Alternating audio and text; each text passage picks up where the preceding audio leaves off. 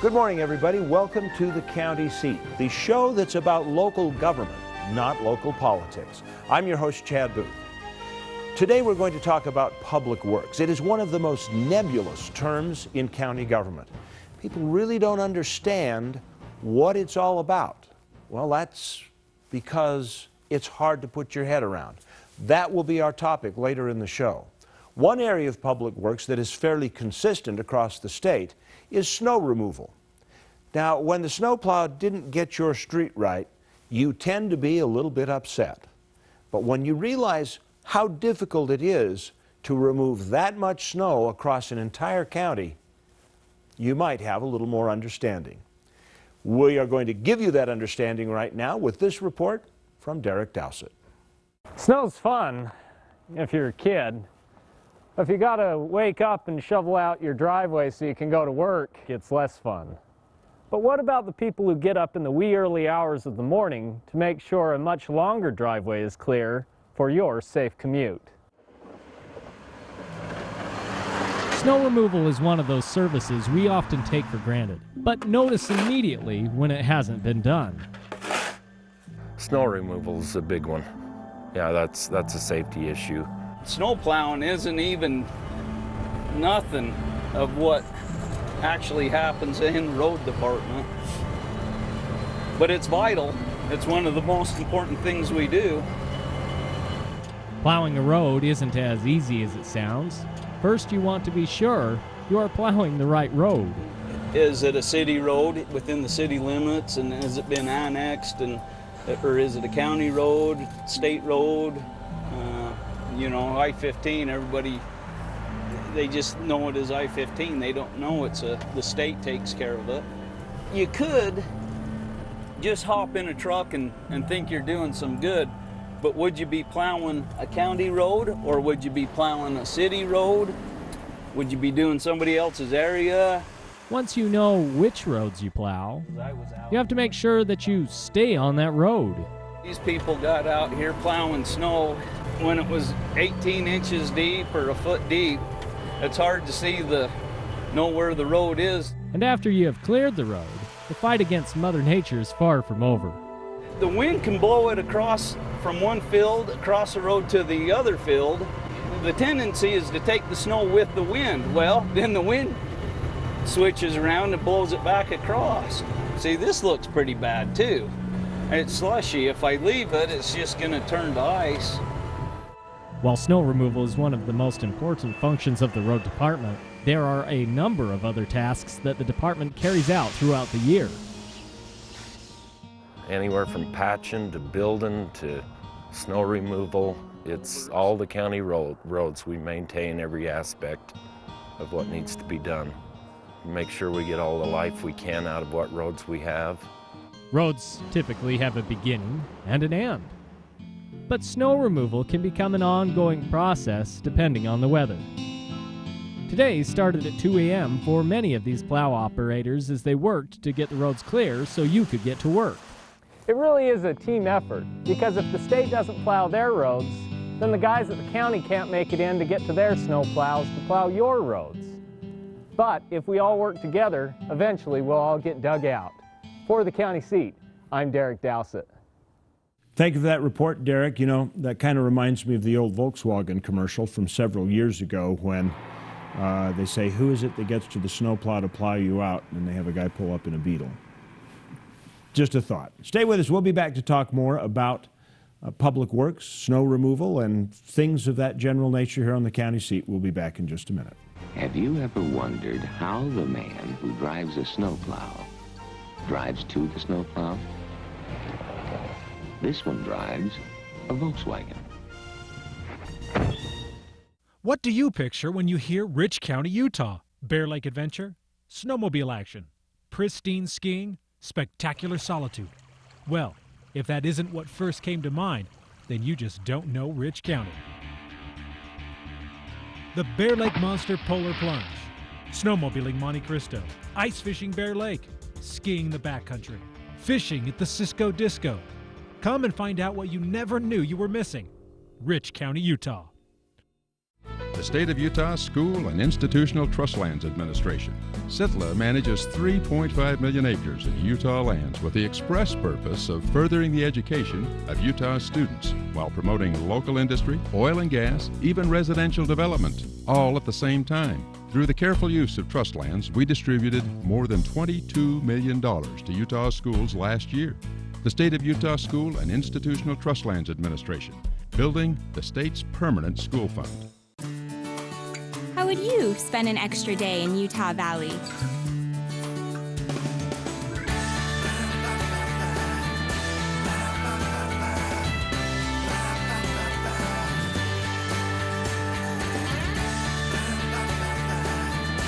Stay one more day. Visit utahvalley.com to make reservations. Utah Valley. Bring everyone together. Industry is the symbol of Utah.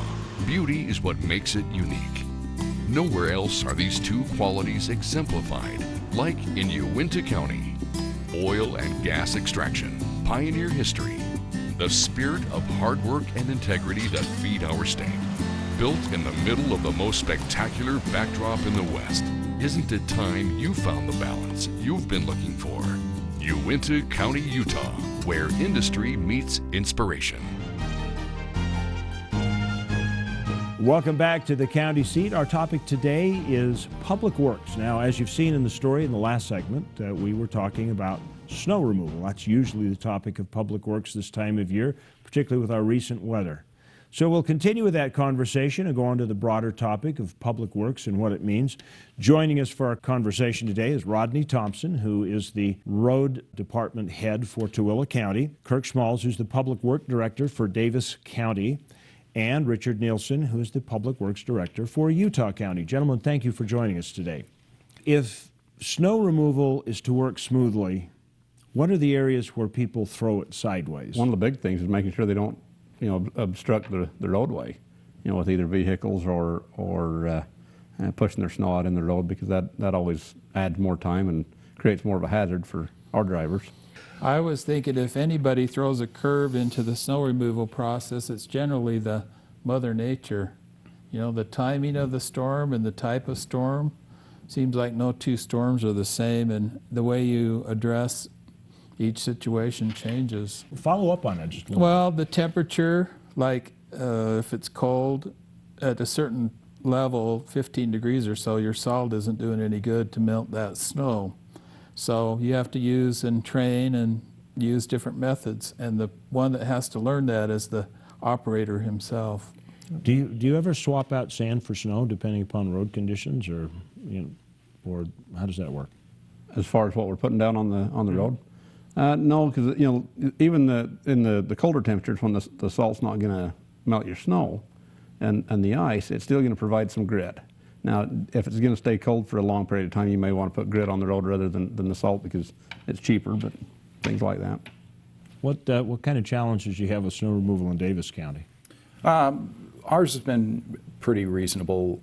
We don't have what we would consider to be significant problems, because in Davis County, there's a good portion of the county that's tied up with cities, incorporated areas. So as a county, we get a lot of road plowing done with the city work.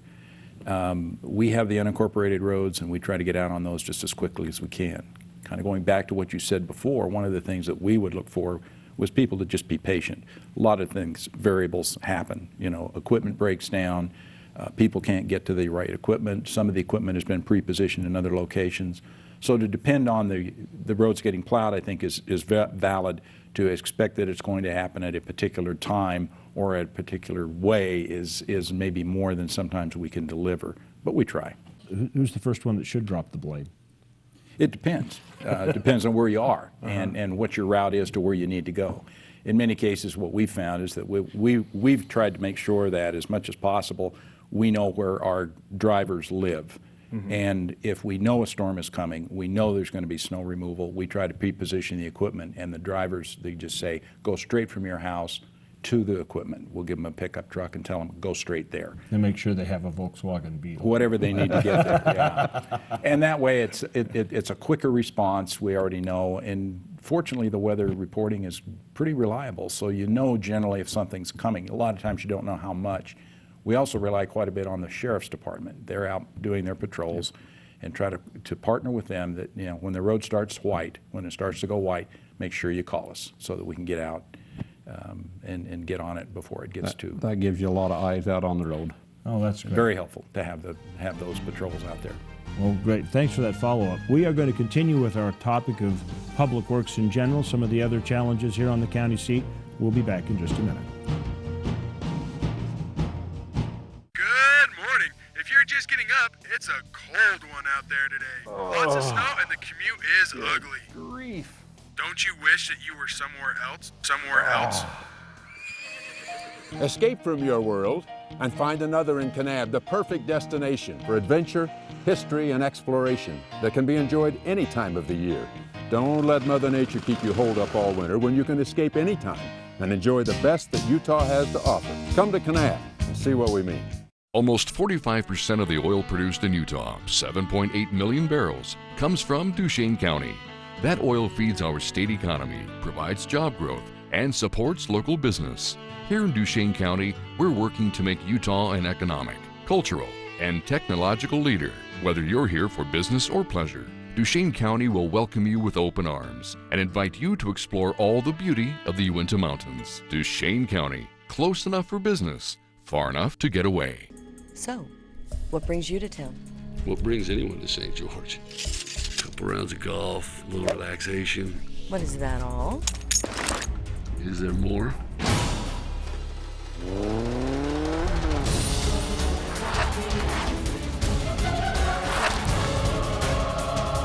In a retirement community?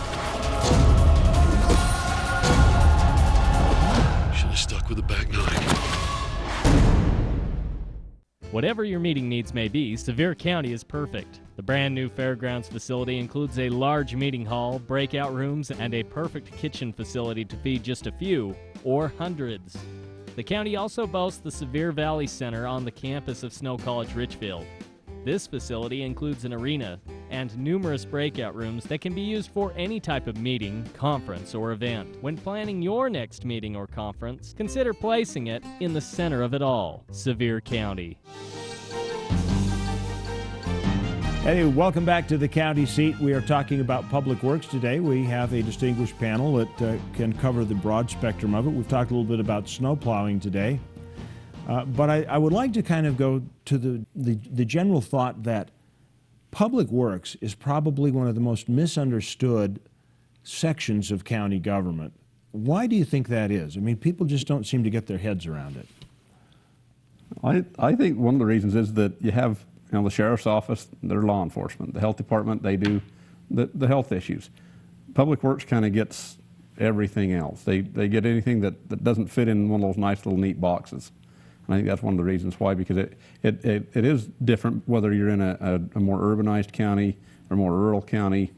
Even urbanized counties, they have different responsibilities for their public works departments. You don't even have a public works department, is that? No, Tooele County doesn't have a public works department, but we have solid waste, basically in its own department, a transfer station. We have weed control, we have fleet maintenance, and we have parks and recreation. We have special service districts and special improvement districts that take care of sewer and water, and we get by. We have to count on each other to do our various roles. A lot of times it's what you don't think about, and that's what we try to think about in public works. What is it that people are going to come to us about when it doesn't work? If your road's smooth and it's clear, you don't worry about your road. You just drive on it, and you expect that you're going to get where you're going to go. If you turn your faucet on and the water comes out, that's what it's supposed to do. A lot of the things with our infrastructure that we've come to depend on happens every day. That's a way of life. That's just what we expect to have. When it doesn't work, when something goes wrong, that's when you've got to be there with the help to do that. And it's really hard to define from county to county exactly who to call, because obviously the counties structure them differently. So what do you think are the differences between an urban and a rural setting? We've got we've got an urban county, basically, we've got a rural county, and we've got kind of a hybrid between the two. Where do you guys see the differences between what you do? In terms of snow removal, something that came to mind was, since we have such a large area to cover, if the storm hits in a different section of the county, we may have to pull a person from their normal snowplowed district to help in another area. And that's been an issue, just driving to get to where we need to be. Sometimes it could be a 3-hour drive to get to where you need to do the work. So we have a guy that lives out in Ibapaw, which is a very remote area, and he takes care of that area. And when he needs help, it's 3 hours to get out there to help him. So. Oh, okay, so here's an Ibapaw question for you. Does he plow north or does he plow east? He plows pretty much, the main paved road is north and south. Yes. So. I was wondering if the Pony Express route is ever... The Pony Express route is a secondary route that gets plowed. I mean, this winter's been an example where we've had to go clear out in the middle of the desert and push snow. Mm-hmm. But typically they don't get a lot of snow out there. Well, what are the problems that you face as far as the three of you, as far as public works goes? What are the challenges? You know, you mentioned distance. Is that an issue in your counties at all? Not in Davis County. We're the smallest land area county in the state, but we've got about the third largest population. So I'm pretty lucky. Most of the work that gets done in the Davis County is done by the 15 incorporated cities. So we're unique in that respect, as different from Rod and those larger, more rural counties where you've got a lot of land area and not a heavy, dense population. How do you balance it? We're kind of in between, because we do have a fairly large population in Utah County. Most of that population is in the cities, so the snow removal is taken care of there. But we do have a large land area, not as big as Tooele County, but you know, we go from the point of the mountain to Santaquin and from Cedar Valley to Soldier Summit and beyond. And you know, we have some areas that we have a couple of roads up in the eastern end of the county that borders Carbon County. We actually have an agreement with Carbon County to do our snow removal up there, because the roads are quite remote for us, and rather than run a truck, you know, 50 miles each direction to get up there to do a couple of miles worth of road, so that helps us a lot as well. So. In the area of contracting, is there ever a problem where you've made an agreement for somebody to do some work? Are you going to, particularly the other way, you're doing work for another municipality and they kind of forget that was a contract? Does that ever happen? Tooele County, we take care of several small towns that give us their gas, fuel, B&C road money in exchange for maintaining their roads. And we have kind of an obligation to track how much work we do in those towns. So we actually track the time and material that we spend on those roads to make them feel better about us contracting with them. They answer to the city council, answers to the citizens there and the mayor, and the level of service may not be what they want, but with the limited amount of funds that we have to provide, sometimes that creates a conflict between us and the towns or cities. Let's take a minute and talk, any one of you, about complaints. You know, what's your most common complaint? I think one of the things that we get fairly regularly is we get, you know, and staying with the snowplow theme, is you get people calling and say, well, how come my road's not plowed? You ask them where they are, and oftentimes they're on a state highway, or they're in the city, or you know, they don't realize which jurisdiction takes care of that road in front of their house. So they may have a complaint that they think is with the county, and sometimes it is, but oftentimes it's with UDOT or one of the cities. And so you know, you have to try to educate the public a little bit that way. Is there a problem with the perception of what plowed is? Yes. Yeah, oftentimes the public seems to think that a plowed road is bare pavement, where in reality, if you're on a lower traveled road, it may be a snow-packed road that's been plowed, and it may need to be plowed multiple times to keep the loose snow off, but it may not be down to bare pavement. What kind of complaints do you get? We generally have not had too much problems with people, concerns over the snow plowing. We do have quite a few natural channels that run through our area, so that in the springtime, when the snow starts to melt, we'll get the higher flows through some of these natural channels. And that causes, where people have property, where these creeks run through their property, that causes some problems as the banks and the streams start to erode. And we'll get a lot of calls from people, your creek is ruining my property. And we go out and try to work with them to see, okay, here's what you need to do, here's what we can do, and here's what nature's just doing to both of us. One of the things that's helped us is on the front page of our county website, we have a area there where they can actually lodge a concern that they have, and we get the email, I get it, whoever it's directed to gets that automatically. So that seemed to work out good, and we're more responsive that way. We haven't had a chance yet to talk about compliance, but I think what we'll do is we'll pick that up in the next segment of the show. You've been watching a program on public works, and we've been spending quite a bit of time talking about snow plowing because it seems to be the topic du jour this time of year. We will be back with more of the county seat, where we'll pick up the conversation and maybe talk a little bit about what you can do as a citizen to help the counties out in the area of compliance. We'll be back with the county seat in just a minute.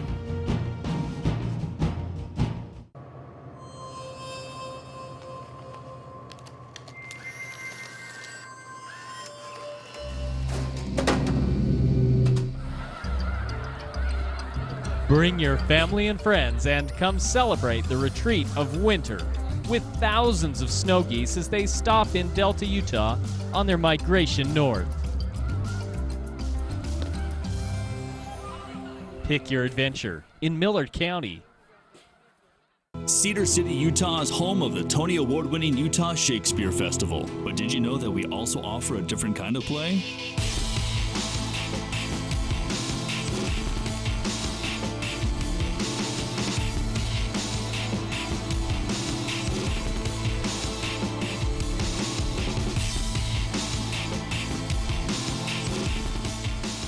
Discover the of scenic southern Utah. Rediscover your sense of adventure. Welcome to San Juan County. Discover the past. A change of place.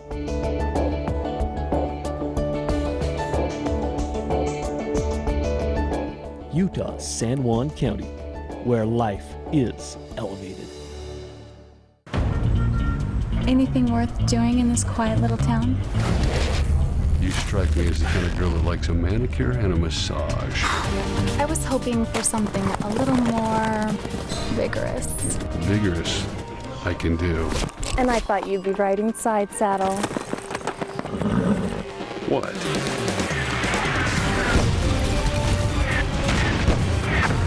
I'm gonna regret this.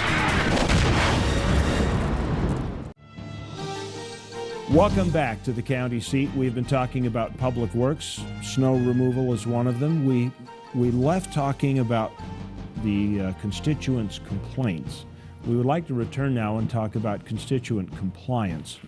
How much of a negative impact when people don't do what they're supposed to in regards to the county services like snow removal, garbage collection, storm drains, how much of that, how much does it set you guys back? It can be a problem, and as we kind of talked on the break about when something is damaged, personal property is damaged, and for example, a mailbox is placed, say, too close to the street, and a plow hits the mailbox and damages it.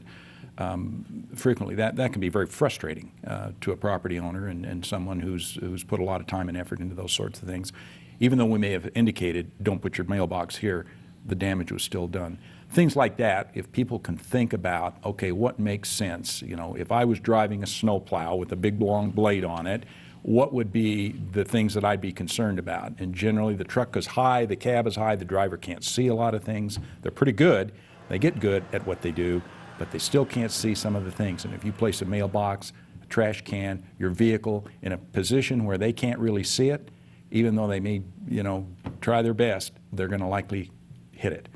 Does that slow the process down for these guys significantly? Yeah, they have to take the time to write up a report if they know they've hit something, and it takes time for the the office staff to review that and see where it goes, and so it takes time all the way around. Well, let's take our last section and let's transfer to one area that a lot of people, even myself, usually don't think of in terms of public works, and that's weed control, because this is an issue that is becoming a bigger issue across the state, particularly as there's the urban and residential interface gets more compact and tight. What kind of problems do you have with weed control? I'd like to say that our Tooele County Weed Board is very active in our weed department, extremely good at what they do. Our ability to control weeds is dependent upon the individual landowners to a great extent, and so getting them to know what is a noxious weed, by identifying it. If they can't identify it, call your local extension agent or call the weed board in your county and have them help you identify the weeds and give you ideas into how to, take care of that. If there's anything that would probably, in what Davis County Public Works does is, on weed control, is the teamwork with the cities, with the state, with the weed boards, with all of those involved, with the property owners, because everybody, the weeds don't distinguish about where they go. And so I think that is one of the things that I've been impressed with since I've been in the position of Director of Public Works, is the amount of effort and coordination that's gone into making sure that we're all on a concentrated and coordinated approach to getting weed control. I know my commissioner came the other day and was very curious about why he is seeing so much Phragmites, for example, in areas where he just drives to work. And it gave us an opportunity to explore with him and others, okay, where are our efforts being directed for the county? Where are others' efforts being directed? What is the extent of the program that we're involved in here? What do we know about others' programs and so forth? So it gave us a chance to tune up a little bit on what that is. Go ahead. I'd say that we also have a pretty good coordinated effort amongst the weed supervisors throughout the state in the various counties. They work well together because, like what Kirk said, the weeds don't stop at the county line. If you go from one county to the next, it's still going to keep on going. So the weed supervisors and weed boards work together quite well. In retrospect, looking at the issues we've dealt with today, I think cooperation is a big part of everything that we do. And the citizens, the people that rely on our services and public works, they can be a big help to us, along with working together with each other. Well, with cooperation is that final word. We'll invite you to cooperate as well. Please get involved and try and understand some of these issues and do your part as a citizen. That's all the time we have for the county seat today. We'll come back actually and take an entire half hour and talk about noxious weeds in the near future. Thanks for joining us. We'll see you next week. If you're just getting up, it's a cold one out there today. Lots of snow and the commute is ugly. Grief. Don't you wish that you were somewhere else? Somewhere else? Escape from your world and find another in Kanab, the perfect destination for adventure, history, and exploration that can be enjoyed any time of the year. Don't let Mother Nature keep you holed up all winter when you can escape anytime and enjoy the best that Utah has to offer. Come to Kanab and see what we mean.